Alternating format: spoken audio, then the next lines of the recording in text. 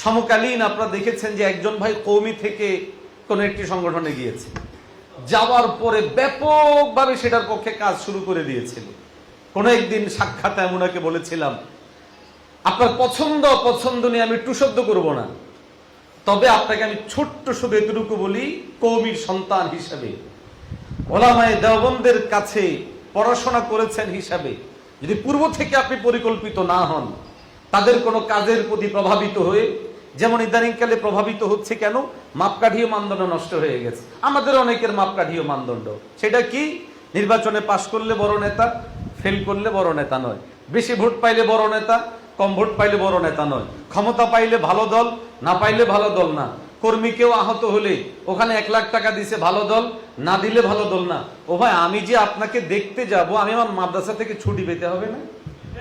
আপনি আমার দায়বদ্ধতাটা দেখতে হবে না? আপনি আপনার সঙ্গী, যার দিকে আপনি আঙ্গুল তুলছেন, সে আসে না কেন, সে আমাকে টাকা দিচ্ছে না কেন, আপনারাও তো বুঝতে হবে যে আপনার সেই সঙ্গীর কাছে আদৌ টাকা আছে কিনা।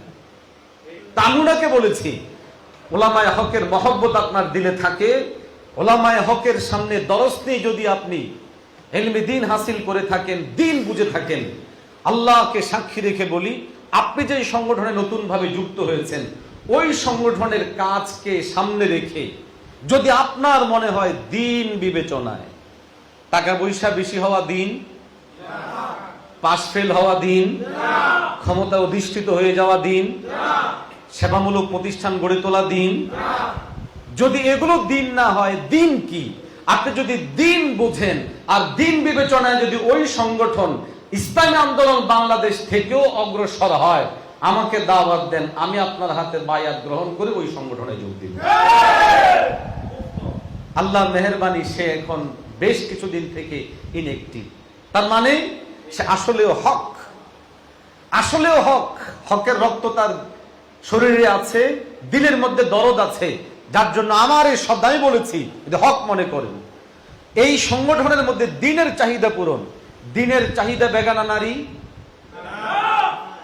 দ্বীনের চাহিদা যেই কোনো সময় যেই কোনো কিছু করে ফেলা, দ্বীনের চাহিদা শরিয়াকে অস্বীকার করে ফেলা, দ্বীনের চাহিদা মডারেট ইসলাম প্রতিষ্ঠা করা।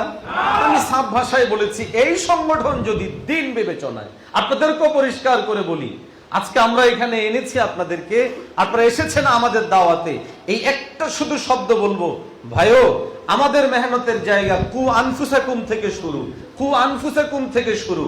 আমরা নিজেরা জাহান্নাম থেকে বাঁচবো, আপনাদেরকে জাহান্নাম থেকে বাঁচাবো, স্বজনদেরকে জাহান্নাম থেকে বাঁচাবো। আমার 3.5 হাত বডিতে যদি ইসলাম না আসে, আমার ঘরের মধ্যে যদি ইসলাম না থাকে, আমার বিবির মধ্যে যদি ইসলাম না থাকে, আমি সংগঠন করতে গিয়ে যদি কোনো প্রতিনিয়তে গুনাহ করতে হয়, এটা দ্বীন কায়েমের সংগঠন হতে পারে না, এটা গুনাহের সংগঠন হতে পারে। অতএব আপনারা এটা আগে নিশ্চিত হয়ে নেন, আপনার ইসলামী আন্দোলন বাংলাদেশ আপনাকে কোনো গুনাহ করতে দিচ্ছে কিনা। অভিযোগ উত্থাপনের আগে আপনি নিজে প্রশ্ন করুন, এই নির্বাচনে আমরা আপনাদেরকে কোন বেগানা নারীর সামনে পেশ করেছি? কোন বেগানা নারীর কাছে বুঝিয়েছি?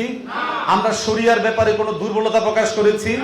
আমরা জানি পশ্চিমারা নাখোশ হবে, তবু আমরা বলেছি আমরা শরিয়া চাই। আমরা জানি ইসলামের কথা বেশি বললে হয়তো ভোট পাওয়া যাবে না, তবু আমরা বলেছি, আমরা দৃঢ়তার সাথে এখনো বলছি, ভোটের মাত্রা আরো কমলেও আমরা ইসলামের কথাটাই বলি। অতএব আমাদের এই চেতনার জায়গায় আপনি 100 প্রশ্ন করলে 100 প্রশ্নের উত্তর পাবেন। ইসলামী আন্দোলন বাংলাদেশ এটা কেন করলো না, ইসলামী আন্দোলন বাংলাদেশ এটা কেন হলো না, ইসলামী আন্দোলন বাংলাদেশ ওইটা কেন হলো না, সব প্রশ্নের জবাব ভাইও আমাদের পক্ষে সম্ভব নয়। আপনার মাকে, আপনার বোনকে, আপনার ছেলেকে বেগানা কারো সাথে হাজার মাইল সফর করানো। প্রশ্ন হবে, তা আমরা তো ব্যক্তিগত ভাবে করি, ব্যক্তিগত গুনাহ ভিন্ন জিনিস, একটা সংগঠন সাংগঠনিক ভাবে দ্বীনের কোন বিষয়কে হালকা করে ফেলা ভিন্ন জিনিস।